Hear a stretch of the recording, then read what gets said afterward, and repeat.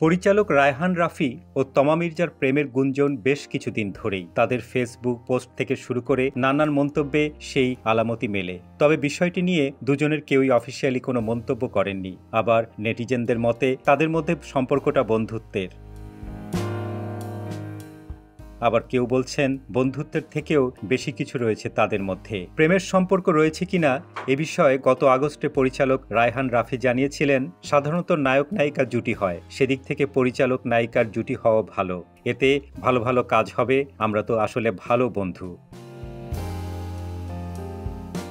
ওই দিন পাশে থাকা অভিনেত্রী তমা মির্জা প্রেমের গুঞ্জন নিয়ে কথা বলেন রাফি আমার ভালো বন্ধু, আমার খারাপ সময় সে পাশে ছিল, আবার ভালো সময়ও পাশে থাকে, বন্ধুত্ব কখনো শেষ হয় না, সারা জীবন থাকে। তবে এর মধ্যে খবর বেরিয়েছে দুজন নাকি বিয়েও করতে যাচ্ছেন। আসলে কি তাই? ভারতের পশ্চিমবঙ্গে তার পরিচালিত ছবি তুফান মুক্তি পেয়েছে। সেখানকার গণমাধ্যমে তুফান নিয়ে কথা বলার পাশাপাশি অনেক বিষয় নিয়েও কথা বলেছেন তিনি।